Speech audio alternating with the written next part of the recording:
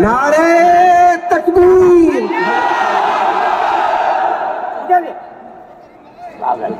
اور کوئی کام ہی نہیں تمہیں۔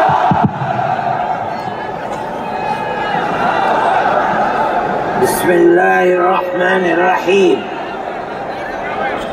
الحمد للہ نحمده ونستعینه ونستغفره ونؤمن به ونتوکل علیہ ونعوذ باللہ من شرور انفسنا ومن سیئات اعمالنا من يهده الله فلا مضل له ومن يضلله فلا هادي له ونشهد أن لا إله إلا الله وحده لا شريك له ونشهد أن سيدنا ومولانا محمدا عبده ورسوله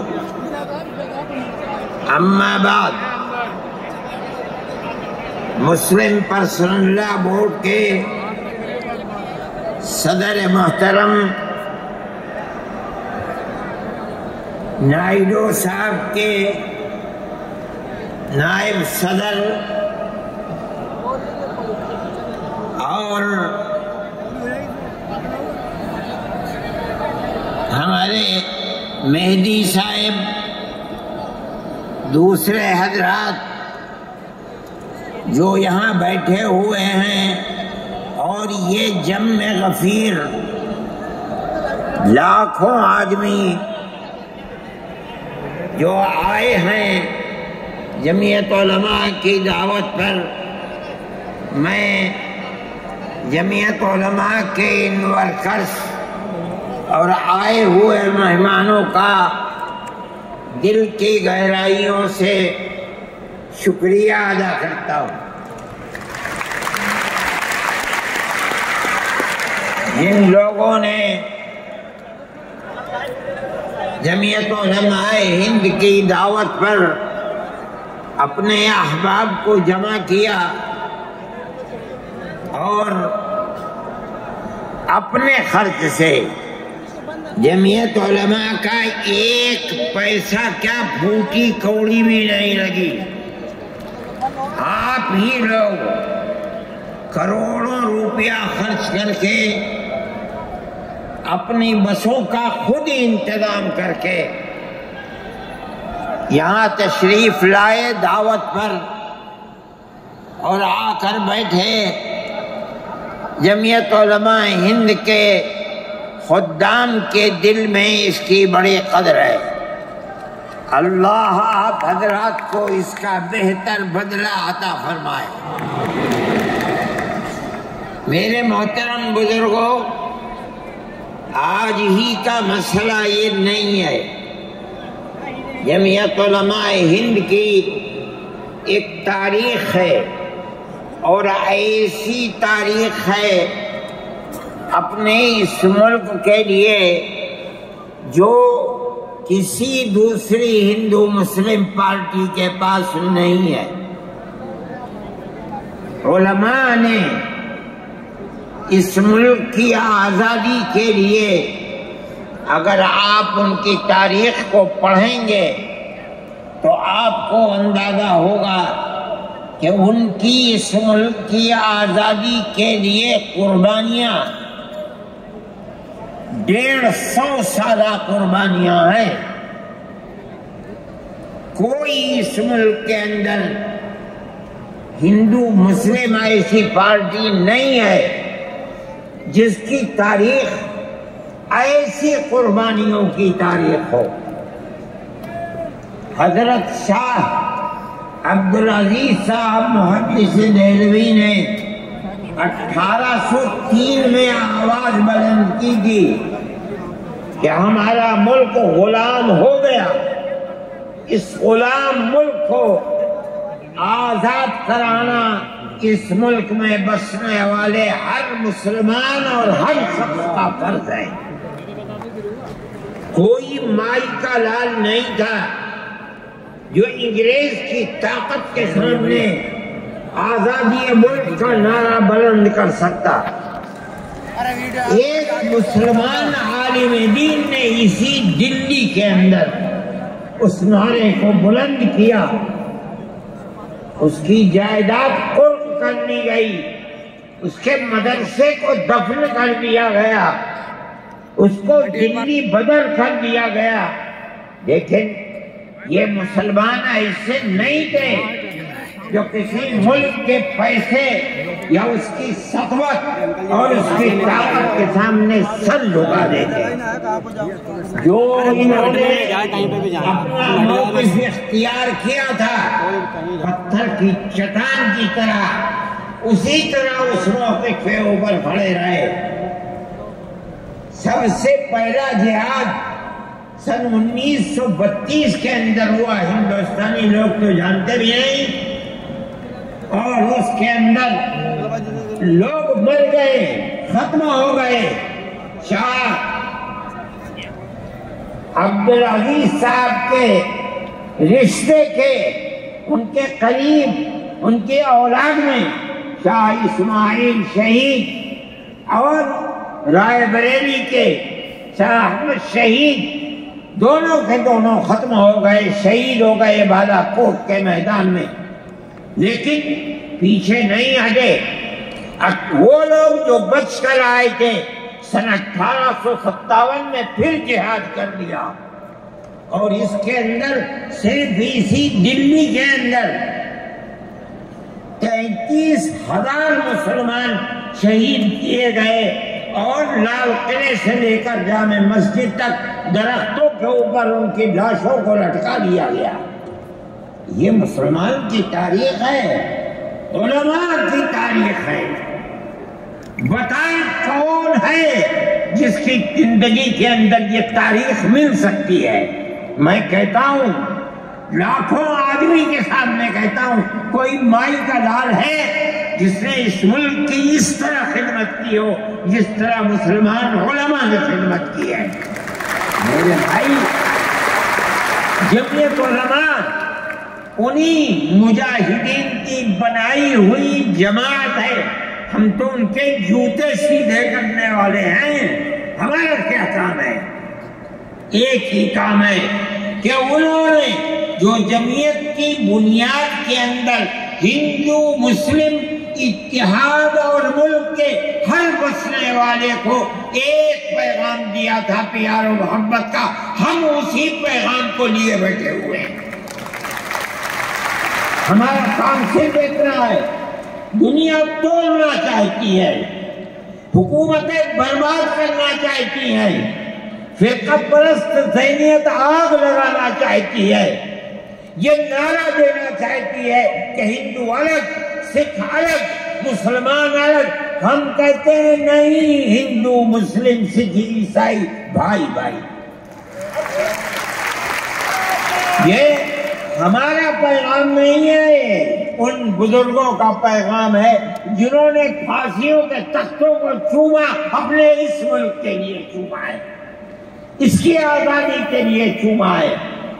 اس ملک کے اندر یگانگت اتحاد جس کو آج آگ لگایا جا رہا ہے، ہمارے بزرگوں نے اسی اتحاد کے لیے اپنی قیمتی جانوں کو قربان کیا ہے، اور ان کا مقصد یہ تھا کہ ملک آزاد ہو جائے، حکومت ایسی بننی چاہیے جو حکومت سیکولر حکومت ہو، کسی کا حق نہ جائے۔ کانگریس اس لیے نہیں بنی تھی، یہ 1803 کی آواز ہے کہ ملک غلام ہو گیا، جہاد کرنا فرض ہے۔ کانگریس کا تو وجود بھی نہیں تھا، کانگریس تو 28 دسمبر 1985 کو بنی ہے، اور اس کا پہلا اجلاس بمبئی کے اندر ہوا ہے۔ آپ لوگ سمجھیں اس کو، کانگریس ملک کو آزاد کرانے کے لیے نہیں بنی تھی، کانگریس کی تجویز موجود ہے۔ وہ کہتے ہیں کہ ہندو مسلم ملک کے بسنے والوں کی اس جنگ و جدال سے 2 جہاد، سن 32 کا 1857 کا، اس جہاد کے نتیجے میں جو برطانیہ کی حکومت اور ہندوستان کی حکومت میں دوری پیدا ہو گئی ہے، کانگریس کا مقصد تھا کہ اس دوری کو ختم کر دیا جائے، ملک کو اپنے گردن سے زنجیر غلامی کی نکال کر توڑ دیا جائے، کانگریس کا مقصد نہیں تھا۔ میں آپ سے کہتا ہوں یہ بات ہے اور کانگریس کی تجویز میں موجود ہے، کوئی اس کی تردید نہیں کر سکتا۔ کسی نے حضرت گنگوہی رحمت اللہ علیہ سے پوچھا کہ ایک جماعت بنی ہے جو ہندوؤں نے بنائی ہے انگریز کے ساتھ مل کر، کیا مسلمان اس جماعت میں شریک ہو سکتا ہے؟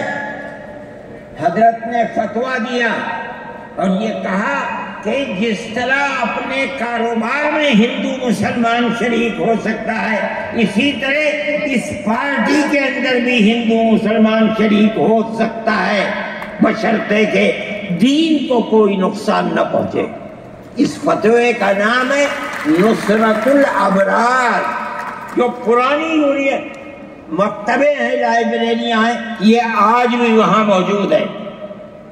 یہ صرف فتویٰ نہیں ہے، یہ اس لیے ہے کہ یہ اشارہ ہے کہ مسلمانوں کو کانگریس کے ساتھ شریک ہونا چاہیے اور کانگریس کے اس نظریے کو بدلنا چاہیے، کانگریس کے اندر مستقل غلامی کی زنجیر کو توڑنے کے لیے اور انگریز کے ساتھ جہاد کرنے کے لیے تیار کرنا چاہیے۔ مسلمان جوق در جوق اس کے اندر شریک ہوئے، کانگریس کے اس نظریے کو بدل دیا اور کانگریس کو ملک کی آزادی کے لیے کھڑا کر دیا۔ یہ مسلمان کا، علماء کا، جمعیت علماء کا کردار ہے۔ کوئی مانے نہ مانے، تاریخ میں لکھی ہوئی چیزیں ہیں، ہم سے پوچھے ہم وہ تاریخ کی لکھی ہوئی چیزیں لیں گے۔ ہماری تاریخ کو مٹا دیا گیا، وہ طبقہ جو آج ملک کے اندر اسلام اور مسلمانوں کو دفن کرنا چاہتا ہے، وہ ہماری تاریخ کو دفن کرنے کے اندر کامیاب ہو گیا، مگر ہم کہتے ہیں یہ ہماری تاریخ ہے۔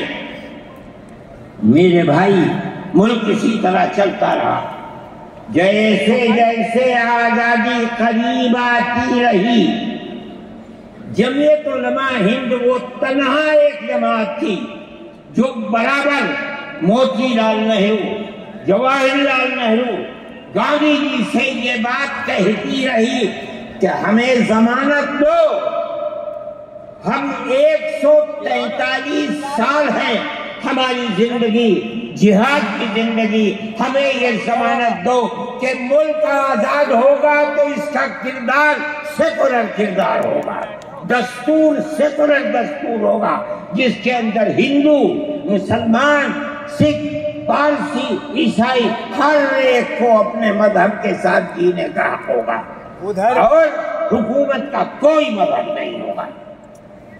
ہمارے پاس تجویزیں موجود ہیں، برابر ہمیں مفتی کفایت اللہ صاحب جو جمعیت علماء کے اس وقت صدر تھے، نام لے کر ان کے پاس موتی لال نہرو، گاندھی جی، یہ لوگ اپنی ورکنگ کمیٹیوں کی تجاویز بھیجتے ہیں، مفتی صاحب کرم فرما، مفتی صاحب یہ ہے کہ ہمارا ملک جب آزاد ہوگا ہم گارنٹی دیتے ہیں کہ ملک سیکولر ملک ہوگا۔ اس کا کیا مطلب ہے؟ ہمارا کردار، ہمارا مذہب، ہمارا وقت، ہر چیز آزاد رہے گا، مسلمان جس طرح چاہے گا اپنی زندگی گزارے گا، اپنے مذہب کو سینے سے لگا کر زندگی گزارے گا۔ میں یہ بات صرف ہوائی نہیں کہہ رہا ہوں، آپ غور سے اس تحریر کا ایک ایک لفظ سنیں۔ ہری پور ضلع سورت کا اجلاس عام جو 19 20 21 فروری 1938 میں 47 میں ملک آزاد ہوا، یہ اجلاس 1938 میں، اس سے بھی 9 سال پہلے، یعنی آج کے مقابلے میں 80 سال پہلے یہ اجلاس ہوا تھا۔ اس کے اندر تجویز دیکھیے آپ، ورکنگ کمیٹی نے 1937 میں اپنی کلکتے کی میٹنگ میں اقلیتوں کے حقوق پر جو تجویز پاس کی تھی، اسے یہ کانگریس منظور کرتی ہے، اس وقت کی بات ہے، اور نئے سرے سے اعلان کرتی ہے کہ ہندوستان کی اقلیتوں کے تمدنی، مذہبی اور لسانی حقوق کی حفاظت کرنا کانگریس کا پہلا فرض اور بنیادی پالیسی ہے، تاکہ حکومت کی کسی بھی ایسی اسکیم میں جس میں کانگریس شریک ہو، اقلیتوں کو ترقی اور نشو و نما کا زیادہ سے زیادہ موقع مل سکے۔ آپ الفاظ پر غور کیجئے، اور وہ قوم کی سیاسی، اقتصادی اور کلچرل زندگی میں پورا حصہ لے سکے۔ اس کے بعد اس بنیاد پر مسلمانوں کو مطمئن رہنا چاہیے کہ آزاد ہندوستان کی حکومت میں ان کا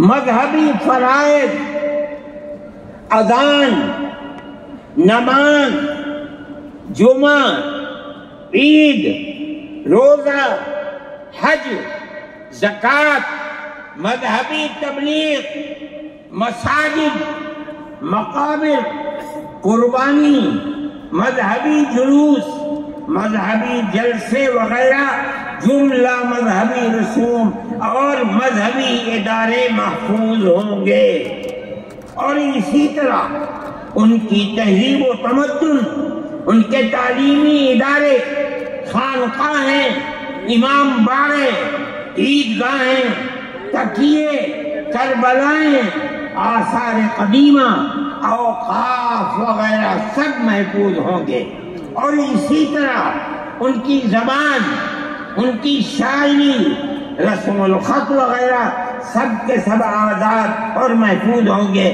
کسی پر کوئی رکاوٹ اور قید نہ ہو۔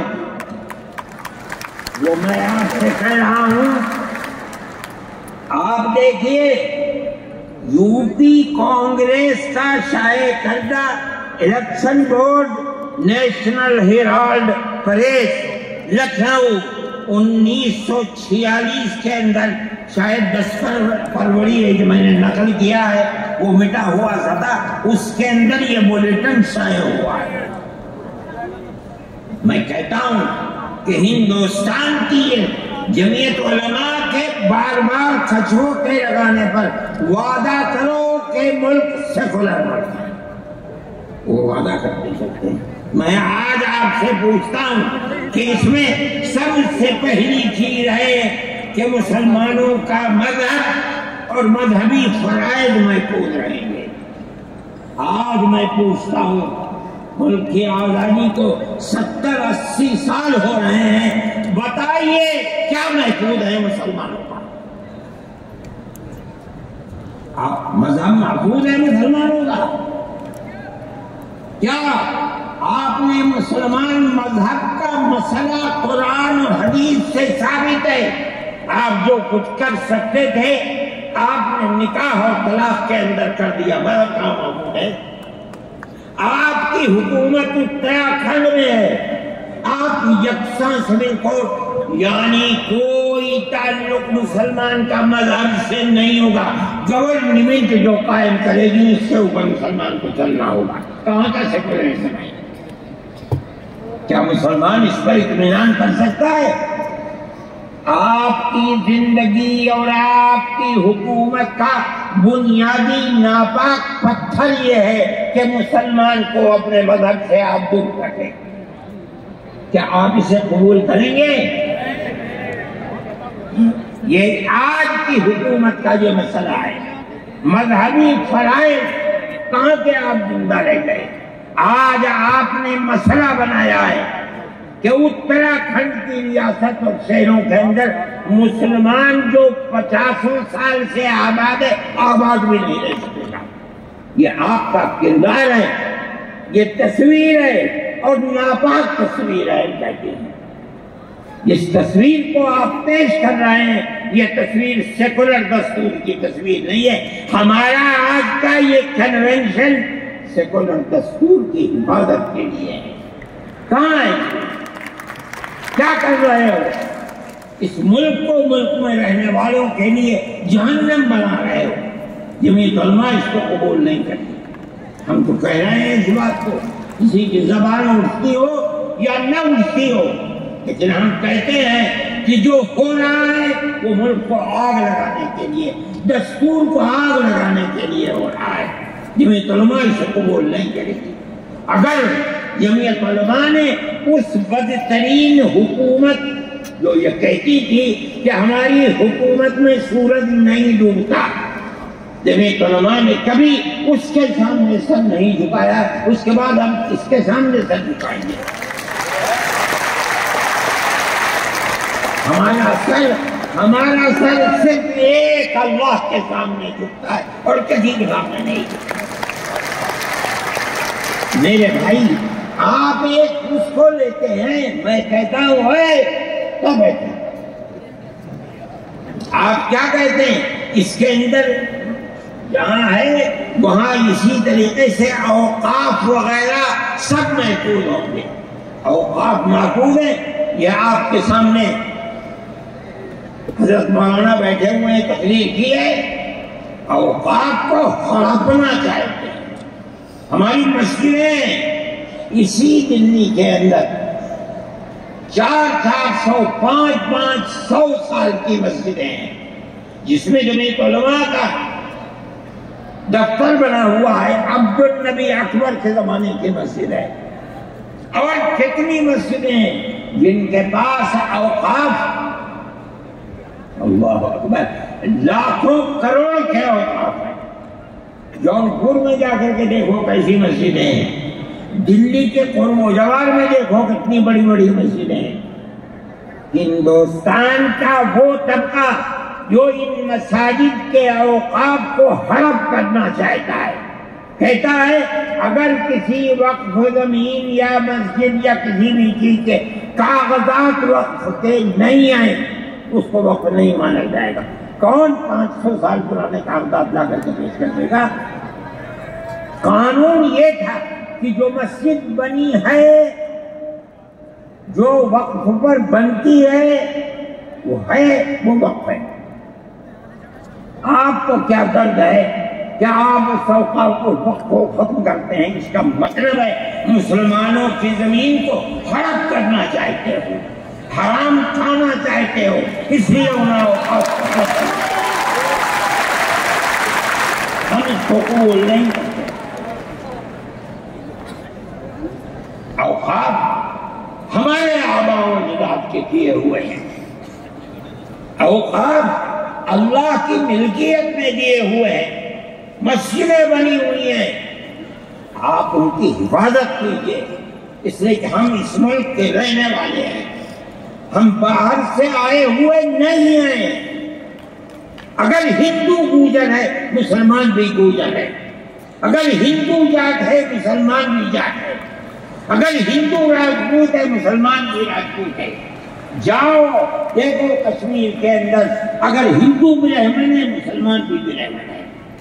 ہم اسی ملک کے رہنے والے ہیں۔ کسی کو اچھا لگا یہ مذہب وہ اس مذہب میں چلا گیا، کسی کو یہ مذہب اچھا لگا وہ اس مذہب میں چلا گیا۔ کیا مذہب کی بنیاد پر اس ملک کے اندر آپ ہمیں جینے کا حق نہیں دیں گے؟ ہم اپنے جینے کا حق خود دیں گے۔ آپ نے جس سیاست کو اختیار کیا، آپ 2 الیکشن پہلے دیکھیے کس قوت کے ساتھ بی جے پی آئی تھی۔ آپ نے جس پالیسی کو اختیار کیا، سیکولرزم کو آگ لگانی چاہیے، اس کا نتیجہ اس الیکشن میں کیا ہوا؟ بی جے پی ہار گئی۔ میں کہتا ہوں کہ اگر چندرا بابو نائیڈو کی بیساکھی نہ ہوتی اور ادھر نتیش کمار کی بیساکھی نہ ہوتی تو بی جے پی گورنمنٹ نہیں بنا سکتی۔ کیوں ہوا؟ وہ جو 14 سال پہلے اتنی قوت کے ساتھ آئی تھی کہ لگتا تھا کسی دوسری جماعت کا چراغ ہی نہیں جل رہا ہے، وہ چراغ آج بجھ کیسے گیا؟ اس پالیسی کی وجہ سے۔ ملک کی پالیسی اگر بھائی بھائی کی ہوگی ملک زندہ رہے گا۔ ایک باپ کی اولاد 5 4 3 اگر پیار و محبت کے ساتھ رہیں گے وہ گھر آباد رہے گا، اگر دشمنی ہوگی سب برباد ہو جائیں گے۔ ہماری جو پالیسی ہے کہ ہندو مسلمان سکھ عیسائی سب ایک دوسرے کے ساتھ بھائی بھائی ہیں، آپ اس پالیسی کو کیوں مخالفت کرتے ہیں؟ ہم اسی طرح چلتے ہیں۔ جمعیت علماء ہند کا یہی کردار ہے، جمعیت علماء ہند آج بھی یہی کرتی ہے۔ میں نے ابھی چند مہینے ہوئے میوات کے اندر لوگ لوٹ گئے، پس گئے، ان کو جمع کیا، ہم نے ان سب کو 1 لاکھ یا 2 لاکھ روپے دیے جا کر کے، مسلمان بھی تھے ہندو بھی تھے، ہم نے ان کو دیا، وہ خوش ہو گئے۔ ہم ہر سال تقریباً 1.5 کروڑ روپے دیتے ہیں بچوں کو جو پڑھنے والے ہوتے ہیں، جو غریب ہوتے ہیں، اونچی تعلیم کے لیے۔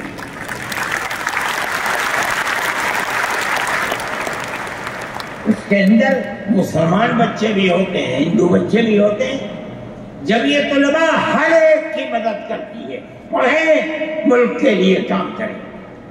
میں جا رہا تھا ایک مرتبہ بنگلور سے سوار ہوا، مجھے جانا تھا سوئٹزرلینڈ، ایک میٹنگ تھی وہاں سعودی عرب کی، سوئٹزرلینڈ کے اندر۔ میں جب گیا جہاز کے اندر صبح ہوئی تو میں نے چائے وائے کی، میرے پاس جو پائلٹ تھا چلانے والا وہ آیا، میرا شکریہ ادا کرنے لگا، آپ نے بڑی محبت ادھر۔ میں نے سوچا کیا بات ہے، کیا آپ کو؟ کہنے لگے کہ مجھے اس جگہ تک پہنچنے میں جمعیت علماء اگر مدد نہ کرتی میں نے کچھ کر سکتا۔ مجھے حیرت ہو گئی کہ کیا بات ہے یہ، ہم ہر ایک کی مدد کرتے ہیں۔ کیرلا کے اندر سیلاب آیا، لوگ لٹ گئے، مر گئے، ہم نے مکانات کی مرمت کی، ہم نے مکانات کو اثر نو بنوایا بھی، میں نے چابیاں بھی دی اور تمام میڈیا نے اس کو دکھلایا۔ ہندو بھی تھے، مسلمان بھی تھے، ہندو عورتیں بھی تھیں جن کے ہاتھ میں نے چابی دی ہے۔ جمعیت علماء کا یہ کردار ہے۔ ہمارے بزرگوں نے متحدہ قومیت کتابیں شائع کی ہیں، اس کا مطلب ہے کہ ہندوستان کی قوم مذہب کی بنیاد پر نہیں بٹے گی، جو ہندوستان میں رہتا ہے ان سب کی ایک ہی قوم ہے، مذہب کی بنیاد پر قومیں تقسیم نہیں ہوگی۔ یہ ہمارا کردار ہے، ہم اس کردار پر زندہ ہیں اور اسی پر چلتے ہیں۔ صحیح ہے، یہ ملک کے اندر جو پالیسی چل رہی ہے کہ ان کو مار دو، ان کو گرا دو، ان کو، آسام کے اندر یہ پالیسی آج سے نہیں سن 12 سے چل رہی ہے۔ جمعیت علماء تنہا جماعت ہے ملک کے اندر جو آسامیوں کے مسائل کو جانتی ہے۔ یہاں سے رہنے والے، ان کی زبان اور ہے، ان کا کلچر اور ہے، بہت دور ہے، دنیا کے آخر میں رہتے ہیں، کون جانتا ہے ان کے مسائل؟ تنہا جمعیت علماء ہے جو ان کے مسائل سے دلچسپی لیتی ہے، گھستی ہے، کروڑوں روپیہ خرچ کرتی ہے۔ یہ ایک مسئلہ تھا، اس سے پہلے ایک اور مسئلہ تھا، کہا گیا کہ پنچایت اگر کسی کو آسام میں یہ سرٹیفکیٹ دیتی ہے کہ یہ ہندوستانی ہے تو وہ سرٹیفکیٹ نامقبول ہوگا۔ 47 لاکھ آدمی اس سے متاثر تھے۔ جو پھر کپڑیسٹ پارٹی تھی وہ کہتی تھی کہ پنچایت کے سرٹیفکیٹ کو قبول نہ کیا جائے. اگر یہ فیصلہ ہو جاتا تو 47 عورتیں 47 لاکھ اپنے بچوں کے ساتھ ملک کے اندر بھیک مانگنے والوں کی زندگی بسر کرتے. ہم نے سپریم کورٹ کے اندر اس کو چیلنج کیا.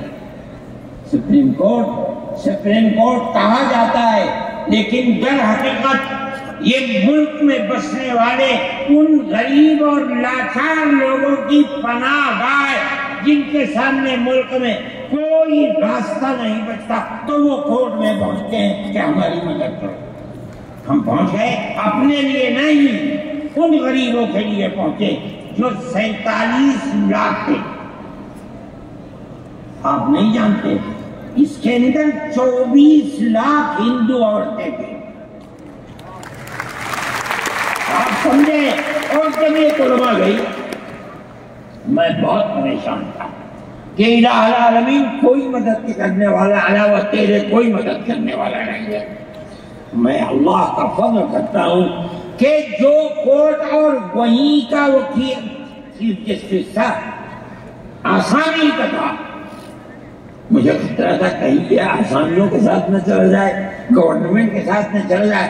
اللہ کی قدرت ہے کہ فیصلہ یہ آیا کہ وہ سرٹیفکیٹ جو پنچایت نے دیا قبول کیا جائے گا. میں نے کہا کہ مجھے اپنی زندگی میں کبھی اتنی خوشی نہیں ملی جتنا آج اس فیصلے سے خوشی ہوئی ہے. کیوں؟ صرف مسلمان کے لیے نہیں، یہ ہمارا کردار ہے جو ہمیں اپنے بزرگوں سے ملا ہے، جو جمعیت علماء کی اساس ہے، جو ان کا کردار تھا. ہم نے اس کی سراہنا کی. اس کے بعد دوسرا مسئلہ آ گیا. دیکھیے سمجھیے مسئلے کو. سارے ہندوستان کے اندر قانون یہ ہے کہ جو سب سے پہلی مردم شماری سن 47 میں ملک آزاد ہوا، سن 51 کے اندر پہلی مردم شماری ہے. جس کا نام اس مردم شماری میں ہے وہ ہندوستان ہے. جس کا نام اس مردم شماری میں نہیں ہے، اگر دوسری مردم شماری میں وہ کہیں سے آ کر بسا اور اپنا نام لایا، وہ ہندوستانی نہیں. اچھا، پاکستان ایک مغربی پاکستان تھا، ایک مشرقی پاکستان تھا.